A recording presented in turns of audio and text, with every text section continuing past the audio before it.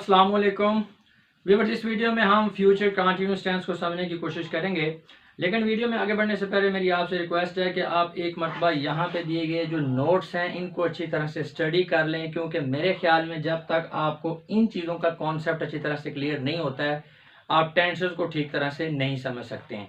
तो अगर बात करें फ्यूचर कंटिन्यूअस टेंस की, तो इसकी उर्दू और हिंदी में जो आइडेंटिफिकेशन होती है, तो उर्दू और हिंदी के ऐसे फिक्रात जिनके आखिर में रहा होगा, रही होगी, रहे होंगे या रही होंगी वगैरह आ रहे हों, तो वो फिक्रात जो हैं ये फ्यूचर कंटिन्यूअस टेंस से ताल्लुक़ रखते हैं। मैंने इसको रोमन में भी लिख दिया ताकि अगर किसी को उर्दू की समझ नहीं आती तो वो समझ सके। लेकिन व्यूअर्स, मैं आपको हर टेंस में ये बात बताता हूँ कि ये जो तरीका होता है ना, कि ये जो हम अपनी नेटिव लैंग्वेज के लिहाज से कोई पहचान रख लेते हैं किसी लफ्ज़ को, किसी हर्फ को, किसी लेटर को, कि ये होगा तो फिर फ़लाँ टेंस होगा, ये कोई अथेंटिक तरीका नहीं है टेंस के आइडेंटिफिकेशन का। नो डाउट नए लोग जो हैं ये बिल्कुल फर्स्ट टाइम जो है टेंसेस को समझ रहे हैं, तो उनको थोड़ा फैसिलिटेट करता है, उनके लिए ज़रा इजी हो जाता है, लेकिन ये कोई पैट तरीका नहीं है। एक्चुअल तरीका टेंस को आइडेंटिफाई करने का यही है कि आपको टेंस के जो आपका सेंटेंस है उसकी सेंस की समझ आती हो। आप इस चीज़ को देखें कि उसमें मैसेज क्या कन्वे हो रहा है। इन शॉर्ट आपको जो है वो टेंस के यूजेज का पता हो। तो अगर हम बात करें फ्यूचर कंटिन्यूअस टेंस के यूजेज की, तो this tense is used to express an action continuous at certain point in future. जी, तो नाम से ज़ाहिर है कंटिन्यूअस का मतलब जारी, फ्यूचर का मतलब क्या है मुस्तकबिल, और टेंस का मतलब ज़माना। तो ये एक ऐसा टेंस होता है जो किसी ऐसी सिचुएशन को, किसी ऐसे एक्शन को ज़ाहिर करता है जो फ्यूचर में, मुस्तकबिल में जारी हो at certain point of time. ये भी ध्यान में रखना है। यानी फ्यूचर में हम ये कहते हैं कि यार शाम को क्या हो रहा होगा, तो हम कहते हैं कि शाम को यार गेम हो रही होगी, ठीक है, या शाम को लोग मूवी देख रहे होंगे। अच्छा, कल का क्या प्रोग्राम है, कल 9 बजे आपका ख्याल है, इस वक्त 9 बजे के टाइम के ऊपर क्या आप एक्सपेक्ट कर रहे हैं? मेरे ख्याल में 9 बजे जो है वो गेस्ट आ जाएंगे। तो ये आप क्या कर रहे हैं कि एक सर्टन पॉइंट ऑफ टाइम के लिहाज से आप जो है वो बात करते हैं कि फ़लाँ वक़्त में जो है ये काम अगर जारी होगा तो उसके लिए फ्यूचर कंटिन्यूअस टेंस होगा। अभी हम एग्जांपल्स देखेंगे तो क्लियर होता जाएगा आपको। तो to express an action continuous at certain point in future, this tense usually exhibit some expectation. ये अब जब आप कोई एक्सपेक्ट कर रहे होते हैं कुछ चीज़ फ्यूचर में कि यार मेरे ख्याल में वो 9 बजे तक आ जाएगा, तो देखिए गा भी आ रहा है, वही वाला जो इसकी पहचान भी मैंने आपको बताई थी। तो एक्सपेक्टेशन में अगर कोई बात कर रहे हैं तो एक्सपेक्टेशन यूजुअली फ्यूचर के हवाले से ही होती है, तो ये आपका फ्यूचर कंटिन्यूअस टेंस होगा। आप कोई चीज़ अज्यूम करते हैं, ठीक है, यही वाली बात जो मैंने अभी की है कि मेरे ख्याल में ये जो बंदा लेट आया ना, इसका जो गाड़ी है वो ख़राब हो गई होगी, इस वजह से ये लेट आया, ठीक है। या नहीं, सॉरी, ये तो गलत कह गया मैं, ये तो आप प्रेजेंट में आ गया। अगर बंदा फ़लाँ बंदा टाइम पे नहीं पहुंचता तो वो उसी सूरत में नहीं पहुंचेगा जब उसकी गाड़ी ख़राब हो गई होगी, ठीक है। तो यानी जब आप अज्यूम कर रहे हैं किसी चीज़ को, इसी तरह प्रेडिक्शन कर रहे हैं, आप कोई पेशीन गोई कर रहे हैं कि जी इतने बजे गाड़ी आ जाएगी, इतने बजे मेहमान आ जाएंगे, इतने बजे जो है वो क्लास शुरू हो जाएगी, कोई चीज़ आप प्रेडिक्ट कर रहे हैं, अज्यूम कर रहे हैं, एक्सपेक्टेशन कर रहे हैं, ठीक है, फ्यूचर के लिए, तो उसके लिए फिर आप फ्यूचर कंटिन्यूअस टेंस ये जो है वो यूज़ करेंगे। तो मेरे ख्याल में आपको समझ आ गई होगी कि जब हमें यूजेज का पता चल जाता तो फिर आइडेंटिफाई करने में हमें प्रॉब्लम नहीं होता। ये तरीका भी ठीक है, लेकिन किसी हद तक ये मतलब मुकम्मल तौर पे ऑथेंटिक नहीं है। जी, ये तो होगी इसकी आइडेंटिफिकेशन और यूजेज। अब हम इसके सेंटेंसेस की तरफ आते हैं। आपको पता है सेंटेंसेस 4 तरह के होते हैं, पॉजिटिव या अफर्मेटिव, इसके अलावा negative, interrogative and interrogative negative. तो बेसिक जो स्ट्रक्चर होती है वो पॉजिटिव सेंटेंस की होती है, क्योंकि अगर पॉजिटिव सेंटेंस की हमें स्ट्रक्चर का पता चल जाए तो बाकी तीनों को हम जो है उससे ड्राइव कर सकते हैं। तो स्ट्रक्चर फार्मूलाज को डिस्कस करने से पहले हम जरा सेंटेंस की बेसिक स्ट्रक्चर को जरा रिवाइज कर लें। देखिए, जो बेसिक फ्रेमवर्क होता है किसी सेंटेंस का, वो बचपन से हम पढ़ते हुए आ रहे हैं कि सब्जेक्ट है, वर्ब है और फिर ऑब्जेक्ट है। सब्जेक्ट कोई नाउन या प्रोनाउन होगा और जो आपका ऑब्जेक्ट है वो नाउन होगा मोस्टली, और अगर आपका इंट्रांजिटिव वर्ब है तो फिर ऑब्जेक्ट तो होगा ही नहीं।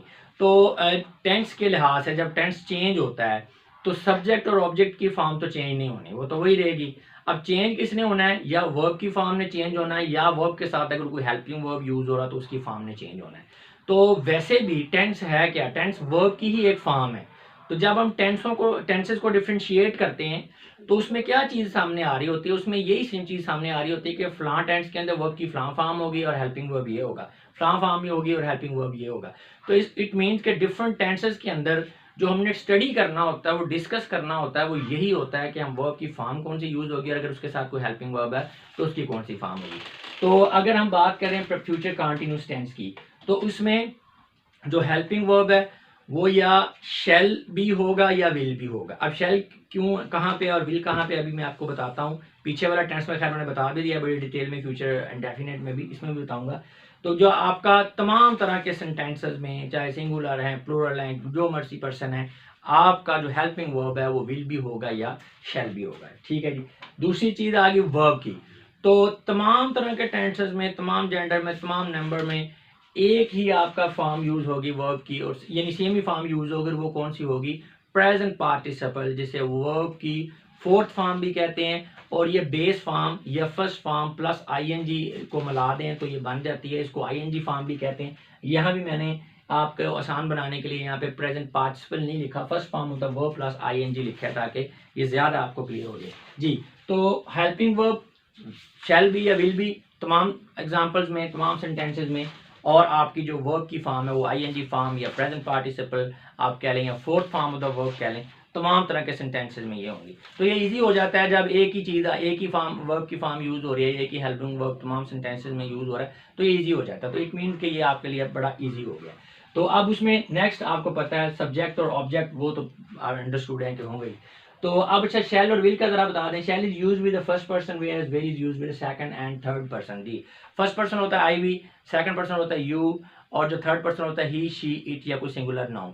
तो फर्स्ट पर्सन के साथ आपका यूज होगा शेल, और जो आपका सेकंड पर्सन है और थर्ड पर्सन है उसके साथ विल यूज होगा। लेकिन एक चीज इसमें हो रहा है, however will may also be used with the first person to express determination। जी, फर्स्ट पर्सन के साथ शेल यूज होता है, लेकिन जब आप बहुत ज्यादा डिटर्मिनेशन एक्सप्रेस करना चाह रहे हैं कि जी मैं ये काम करूंगा ही करूंगा, कर ही रहा हूँगा, हर हाल में ये काम हो रहा होगा, अब जब डिटर्मिनेशन को एक्सप्रेस कर रहे होते हैं तो फिर आप फर्स्ट पर्सन के साथ शेल के बजाय विल भी यूज कर सकते हैं। यानी बाकी सब में विल यूज होगा, फर्स्ट पर्सन में अमूमन शेल, लेकिन विल भी यूज होगा। अच्छा, एक और आपको एडिशनल बात मैं बता दूं कि जो मॉडर्न इंग्लिश है इसके अंदर अब शेल और विल जो है, इसका डिफरेंस जो है वो खत्म होता जा रहा है, फ्लेक्सिबिलिटी आ गया।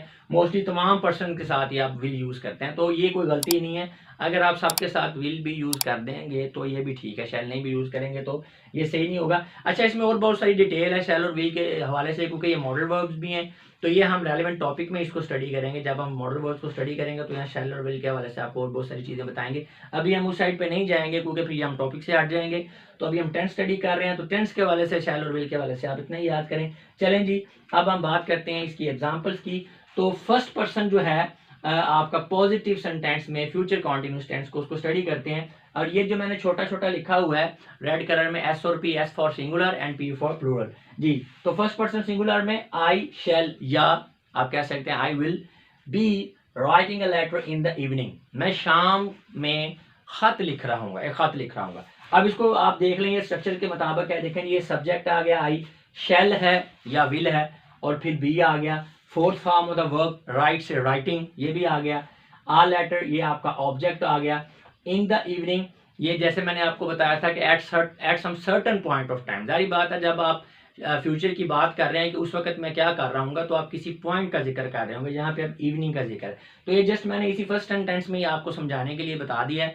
नेक्स्ट में मैं टाइम को मेंशन नहीं कर रहा, लेकिन आपको पता होना चाहिए कि फ्यूचर कॉन्टिन्यूअस टेंस में हम किसी न किसी टाइम के हवाले से एक्सपेक्ट कर रहे होते हैं। कुछ सर्टन पॉइंट ऑफ टाइम होता है जिस पे हम किसी के हवाले से हम बात कर रहे होते हैं कि उस वक्त पे ये काम हो रहा होगा। जी, तो इसी तरह फर्स्ट पर्सन अगर प्लूरल की बात करें, we shall be writing a letter, हम खत लिख रहे होंगे। तो आप देख सकते हैं वी सब्जेक्ट है, शैल या will be first form of the verb plus IND, यानी फोर्थ फॉर्म, तो राइट से राइटिंग बन गया, और ऑब्जेक्ट से अ लेटर। तो ये आपकी जनाब अफर्मेटिव या पॉजिटिव सेंटेंस की स्ट्रक्चर है। अच्छा, बाकी सेंटेंसेस को देखने से पहले मैं चाहता हूं कि चारों सेंटेंसेस की स्ट्रक्चर्स को हम डिस्कस कर लें, क्योंकि जब हम चीज़ों को कंपैरेटिवली स्टडी करते हैं तो वो आपको याद भी अच्छे तरीके से होती हैं, आप कंफ्यूज भी नहीं होते और भूलते भी नहीं है। जी, तो ये अफर्मेटिव सेंटेंस है। इससे अब हमने करना है ड्राइव किसको, नेगेटिव सेंटेंस को। तो वेरी सिंपल है, आपको पता है नेगेटिव सेंटेंस बनाने के लिए पॉजिटिव को जस्ट हम सेंटेंस के अंदर एक नॉट ऐड करते हैं, लेकिन नॉट की पोजीशन बड़ी इंपॉर्टेंट होती है। स्टूडेंट्स नॉट की पोजीशन को आगे पीछे कर देते हैं तो उससे सेंटेंस गलत हो जाता है। अब नॉट की पोजीशन क्या है, इसके लिए एक यूनिवर्सल रूल याद कर लें, वो सिर्फ इस टेंस के लिए नहीं है, तमाम तरह के टेंसेस के लिए। देखिए, अगर आपके सेंटेंस के अंदर हेल्पिंग वर्ब नहीं है तो आपने नॉट को यूज करना है सब्जेक्ट के फौरन बाद, सब्जेक्ट के इमीडिएटली, ठीक है जी। तो आपका ये नेगेटिव सेंटेंस बन गया। अगर आपके सेंटेंस के अंदर हेल्पिंग वर्ब है तो फिर हेल्पिंग वर्ब के फौरन बाद, इमीडिएटली हेल्पिंग वर्ब के बाद आप जो है नॉट को यूज करेंगे, ये नेगेटिव सेंटेंस बन गया। अगर आपका जो सेंटेंस है उनके अंदर जो हेल्पिंग वर्ब है वो एक से ज्यादा वर्ड्स पर मुश्तमिल है तो फिर आपने ख्याल रखना है कि आपने नॉट को पहले वर्ड के फौरन बाद, पहला जो वर्ड हो गया हेल्पिंग वर्ब का उसके फौरन बाद नॉट को ऐड करने। दोनों वर्ड्स के आगे बाद लोग लगा देते हैं तो वो गलत हो जाता है। तो फर्स्ट वर्ड जो हो गया हेल्पिंग वर्ब का उसके साथ आपने नॉट को यूज करना है।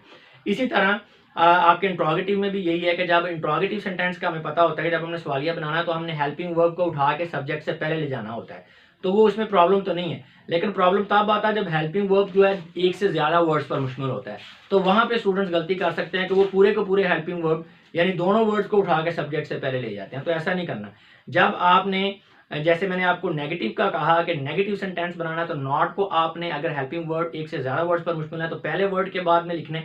इसी तरह आपने जब इंट्रोगेटिव बनाने के लिए हेल्पिंग वर्ब को सब्जेक्ट से पहले लेकर जाना है तो आपने फर्स्ट वर्ड जो होगा हेल्पिंग वर्ब का सिर्फ उसी को मूव करना है, बाकी नॉट, बाकी दूसरे वर्ड को नहीं आपने छेड़ना वरना गलत हो जाएगा। अभी एग्जांपल्स करेंगे तो क्लियर हो जाएगा जी। तो हमने अब ये पॉजिटिव से नेगेटिव बनाना, तो आप देख सकते हैं कोई डिफरेंस नहीं है, सिर्फ सवाई इसके कि शैल बी और विल बी के बाद हमने नॉट लगा दिए, ठीक है। और सॉरी बी के बाद नहीं, ये आप देख लें जैसे मैंने आपको बताया था कि अब यहाँ पे दो वर्ड बन रहे हैं हेल्पिंग वर्ब के, शैल बी या विल बी।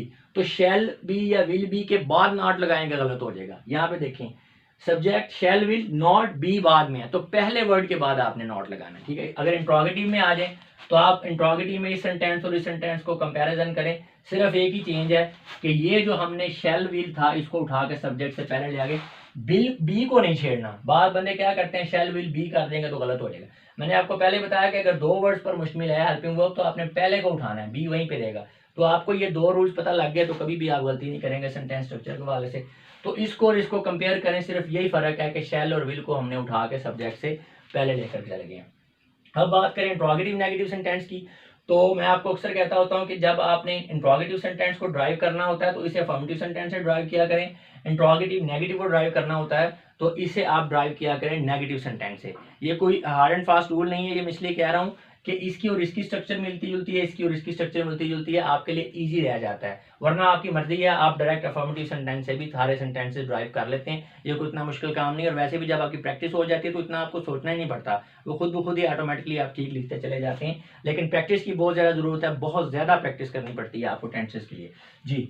तो अगर हम बात करें जी इंट्रोगेटिव की, देखें अब इसको हम बेस सेंटेंस लेते हैं, इसे ड्राइव करते हैं, तो इसमें और इसमें डिफरेंस क्या है आप देख सकते हैं कि यहाँ पे और इसमें डिफरेंस ये है कि यहाँ पे ये शैल और विल को हम उठा के सब्जेक्ट से पहले ले गए हैं, बाकी कोई डिफरेंस नहीं है, ठीक है। तो वही वाला काम कि जो काम हमने अफर्मेटिव को इंट्रोगेटिव बनाने के लिए किया था वही काम हम नेगेटिव से इंट्रोगेटिव नेगेटिव बनाने के लिए कर रहे हैं। उसमें मैंने क्या किया था, शैल और विल को सब्जेक्ट से पहले ले गए थे। यहाँ पे हम क्या कर रहे हैं, यहाँ पे भी हमने शैल और विल को क्या किया, उठा के सब्जेक्ट से पहले ले गए। आप इस स्ट्रक्चर में और स्ट्रक्चर में आप कंपेयर करके देख सकते हैं और कोई फर्क नहीं है सिवाय इसके कि उसमें सब्जेक्ट के बाद था शैल और विल और इसमें क्या सब्जेक्ट से पहले शैल और विल आ गया। हाँ, इंट्रोगेटिव और इंट्रोगेटिव नेगेटिव सेंटेंस के आखिर में साइन ऑफ इंट्रोगेशन तो आएगा, ये अंडरस्टूड है कि जब सवाल पूछे तो साइन ऑफ इंट्रोगेशन आएगा। चलें जी, अब हम इनके एग्जाम्पलरी सेंटेंसेस को भी एक दफ़ा रीड कर लेते हैं। वैसे मेरा ख्याल में आपको स्ट्रक्चर की समझ आ गया तो आप खुद भी बना सकते हैं जी। तो सेकंड पर्सन की बात करें सिंगुलर की, you will be writing a letter, आप एक खत लिख रहे होंगे। प्लूरल में भी यही होगा क्योंकि एक बंदा है या दाहे 10 बंदे हैं, आप उसे यू से ही मुखातब करेंगे। You will be writing a letter, आप खत लिख रहे होंगे, प्लूरल में भी यही। Third person singular, he will be writing a letter, वो खत लिख रही होगी। अच्छा, ये बात याद रखना है कि certain point of the time इसमें जरूर आप करेंगे। मैंने शॉर्ट कर दिया सेंटेंस को ताकि जगह भी कम है और इजी भी हो जाए आपको समझने में। तो ये मैंने ये टाइम वाला ये पहला सेंटेंस बना दिया आपको याद रखने के लिए, और यहाँ पे भी बताया हुआ है at certain point in future जी। She will be writing a letter, वो खत लिख रही होगी। Alia will be writing a letter, Alia खत लिख रही होगी। फ्याज भी हो सकता है, अहमद भी हो सकता है, रियाज, ईशान, कोई भी सिंगुलर नाउन हो सकता है। It will be playing with the ball, ये बॉल के साथ खेल रही होगी। अब इट डेफिनेटली किसी जानवर के लिए यूज होता है, तो अब जानवर खत तो नहीं लिख सकता इसलिए मैंने चेंज कर दिया, प्लेइंग विद द बॉल कर दिया। इट जो है बेजान चीज को भी इज़हार करता है, चाहे कोई जानदार है, सॉरी चाहे कोई जानवर है, चाहे कोई बेजान चीज है, उसके लिए इट यूज होता है। जानवर आपका मेल है या फीमेल है, उसके लिए प्रोनाउन इट ही यूज होगा। थर्ड पर्सन प्लूरल में जाएं, they will be writing letter, वे खत लिख रहे होंगे। आगे आ गया जी, हाँ, Ahmad and Fayaz will be writing letter. अब अहमद सिंगुलर है, फयाज भी सिंगुलर है, लेकिन जब ये दोनों इकट्ठे हो गए तो प्लूरल बन गया, तो दे बिल्कुल ये ऐसे ही बन गया जैसे they will be writing letter. Ahmad और फयाज जो है खत लिख रहे होंगे। अब नेगेटिव सेंटेंस की बात करें, स्ट्रक्चर हम देख चुके हैं। फर्स्ट पर्सन सिंगुलर में आए, आई शैल या I will be writing a letter, मैं खत लिख, not be writing a letter, मैं खत नहीं लिख रहा हूँ। वी शैल या we will not be writing letter, हम खत नहीं लिख रहे होंगे। सेकंड पर्सन में चाहे सिंगुलर है चाहे प्लूरल है सेम ही होगा, you will not be writing letter, आप खत नहीं लिख रहे होंगे। थर्ड पर्सन सिंगुलर में आ जाए, she will not be writing letter, वो खत नहीं लिख रही होगी। He will not be writing letter, वो खत नहीं लिख रहा होगा। Alia will not be writing letter, Alia खत नहीं लिख रही होगी। It will not be playing with the ball, ये बॉल के साथ खेल नहीं रहा होगा या नहीं रही होगी। अच्छा, थर्ड पर्सन प्लूरल में है, they will not be writing letter, वो खत नहीं लिख रहे होंगे। Ahmad and Fayaz will not be writing letter, Ahmad और फयाज खत नहीं लिख रहे होंगे जी। अब हम आ जाते हैं इंट्रोगेटिव सेंटेंस में। स्ट्रक्चर हमने पहले समझ लिया है, सेंटेंस को देखते हैं। शैल या विल होगा, आई बी राइटिंग लेटर, क्या मैं खत लिख रहा हूँ, सिंगुलर। शैल या will we be writing letter, क्या हम खत लिख रहे होंगे। Will you be writing letter, क्या आप खत लिख रहे होंगे। Will she be writing letter, क्या वो खत लिख रही होगी। Will he be writing letter, क्या वो खत लिख रहा होगा। Will Aliya be writing letter, क्या आलिया खत लिख रही होगी। Will it be playing with the ball, क्या ये बॉल के साथ खेल रहा होगा या रही होगी। थर्ड पर्सन प्लूरल में आ जाए, will they be writing letter, क्या वो खत लिख रहे होंगे। Will Ahmed and Fayaz be writing a letter, क्या अहमद और फयाज खत लिख रहे होंगे जी। आगे आ जाते हैं इंट्रोगेटिव नेगेटिव सेंटेंस में। तो इसमें अब सवालिया भी है और नेगेटिव भी है। बाद लोगों के जहन में आ जाता है कि देखें जी, नेगेटिव के लिए बनाने के लिए हमारे पास नेगेटिव सेंटेंस की स्ट्रक्चर है, और जब हमने सवाल पूछना होता है तो हम इंट्रोगेटिव को यूज़ कर लेते हैं। तो फिर ये इंट्रोगेटिव नेगेटिव का क्या फंक्शन है। देखिए, इंट्रोगेटिव नेगेटिव तब यूज़ होता है जब हम किसी बंदे से इस तरह क्वेश्चन कर रहे हैं कि साथ में क्वेश्चन करते हुए हम ये एक्सपेक्ट भी कर रहे हैं कि अगला बंदा हमें ना में जवाब देगा, नेगेटिव रिप्लाई करेगा, तो फिर उसके लिए इंट्रोगेटिव नेगेटिव स्ट्रक्चर यूज़ होती है। जैसे कि हम कहते हैं, यार तुम 9 बजे क्या स्कूल नहीं आ रहे होगे, या तुम 9 बजे असाइनमेंट नहीं लिख रहे होगे। तो इसका मतलब ये है कि हम क्वेश्चन तो कर रहे हैं, लेकिन साथ में हम एक्सपेक्ट भी कर रहे हैं कि अगला बंदा जवाब यही दे कि नहीं यार, मैं 9 बजे जो है असाइनमेंट नहीं लिख रहा हूँ। तो इसलिए फिर इंट्रोगेटिव नेगेटिव सेंटेंस यूज़ होता है। तो चलें सेंटेंसेस देख लेते हैं। शैल या will, I not be writing letter, मैं खत नहीं लिख रहा हूँ, क्या मैं खत नहीं लिख रहा हूँ। शैल या will we not be writing letter, क्या हम खत नहीं लिख रहे होंगे। Will you not be writing letter, क्या आप खत नहीं लिख रहे होंगे। Will he not be writing letter, क्या वो खत नहीं लिख रही होगी। Will she not be writing letter, क्या वो खत नहीं लिख रहा होगा। Will Aliya not be writing letter, क्या आलिया खत नहीं लिख रही होगी। Will it not be playing with the ball, क्या ये बॉल के साथ नहीं खेल रही होगी। थर्ड पर्सन प्लूरल में आ रहे हैं, will they not be writing letter, क्या वो खत नहीं लिख रहे होंगे। Will Ahmed and Fayaz not be writing letter, क्या अहमद और फयाज खत नहीं लिख रहे होंगे। तो व्यूअर्स, मैं ख्याल करता हूँ, तो व्यूअर्स मैं उम्मीद करता हूँ कि इस वीडियो को देख लेने के बाद आपका फ्यूचर कॉन्टिन्यूस टेंस का कॉन्सेप्ट अच्छी तरह से क्लियर हो चुका होगा। अब मैं आप लोगों से इजाज़त चाहूँगा, अपना बहुत सा ख्याल रखिएगा। आपकी इस बातों का बहुत बहुत शुक्रिया। खुदा हाफिज़।